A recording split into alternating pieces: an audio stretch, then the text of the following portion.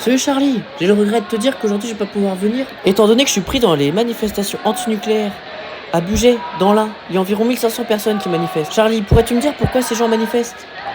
Ah bah alors ça, bonne question Ted. Alors tout d'abord, faut savoir que 75% des Français sont favorables au nucléaire, et donc 25% qui ne sont pas favorables au nucléaire. Et qu'au fil des années, l'image du nucléaire ne cesse de progresser, d'après l'IFOP bien évidemment. Et que les 25% restants sont souvent très mal renseignés sur le nucléaire. Beaucoup de ces personnes pensent que le nucléaire est une source d'énergie qui pollue beaucoup plus que les autres et qui est celle qui pollue le plus. Mais on voit bien que c'est pas du tout le cas quand on s'y intéresse. En effet, d'après le Climate Consulting, on peut voir que l'énergie nucléaire est l'énergie qui a l'émission de CO2 la plus basse comparée aux autres énergies. L'énergie nucléaire a une émission de CO2 moins forte que les éoliennes, que le butane, ou alors l'extrême, le charbon, qui est l'énergie qui a la plus grosse émission de CO2. Mais bon, après il y a aussi des gens qui sont contre le nucléaire pour d'autres raisons. Notamment, beaucoup de personnes pensent souvent aux catastrophes nucléaires, telles que Tchernobyl ou Fukushima. Souvent, les gens ne savent pas qu'en France, si demain le cœur nucléaire fond, ça ne fera pas Tchernobyl. Car il faut savoir que les centrales françaises ont une enceinte de confinement, ce que n'avait pas Tchernobyl. Donc demain, ça pète, ça reste à l'intérieur de l'usine. Il faut notamment savoir que c'est déjà arrivé à la centrale nucléaire américaine de Three Mile Island, accidentée en 1979. Le cœur avait fondu et c'était resté à l'intérieur de l'usine. Il n'y avait donc eu aucun blessé. Et bien sûr aucun mort. Dis donc Charlie, c'est vraiment que t'as des bons arguments. J'ai une militante qui aurait quelque chose à te dire, je te la passe. Bonjour. Alors moi je pense qu'il faut arrêter le nucléaire et passer tout simplement aux éoliennes. Bonjour, premièrement merci pour votre intervention. Ça va me permettre de pouvoir comparer le nucléaire avec une autre sorte d'énergie qu'on pourrait proposer pour la remplacer. Vous proposez donc l'énergie éolienne, mais l'énergie éolienne a plein de désavantages que le nucléaire, lui, n'a pas. Notamment sur l'émission de CO2, que j'ai expliqué précédemment. Mais aussi l'énergie éolienne est une source d'énergie intermittente, car elle dépend de la disponibilité du vent. En effet, lorsque le vent ne souffle pas ou à une vitesse insuffisante, la production d'électricité de l'éolienne est donc réduite, voire nulle. Cela peut entraîner des fluctuations dans la production d'électricité, et nécessiter une compensation à partir d'autres sources d'énergie plus stables. Le nucléaire n'a pas ce défaut.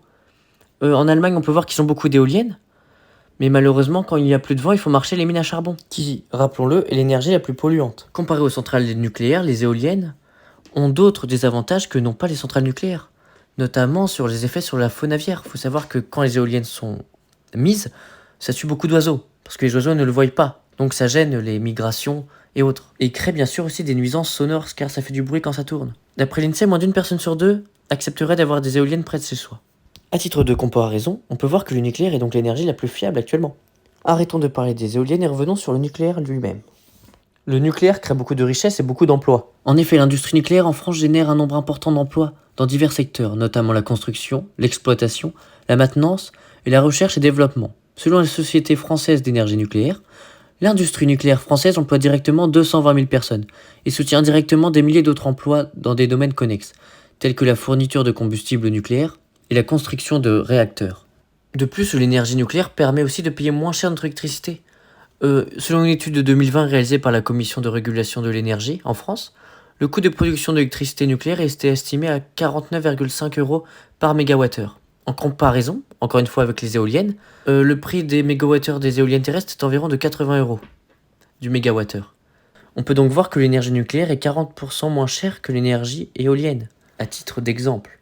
Bah dis donc Charlie, ça en fait des calculs tout ça. Tu devineras jamais qui j'ai rencontré pendant la manifestation. C'est l'ancien député européen Yves Cochet, qui aurait quelque chose à te dire. Tout peut être bouclé par les énergies renouvelables. Il n'y a que le gouvernement français qui s'entête pour des raisons apparemment commerciales et idéologiques. Mais regardez des gens comme l'Italie aujourd'hui, comme l'Autriche, comme l'Allemagne, eh bien ils sortent du nucléaire ou ils ne veulent pas y rentrer.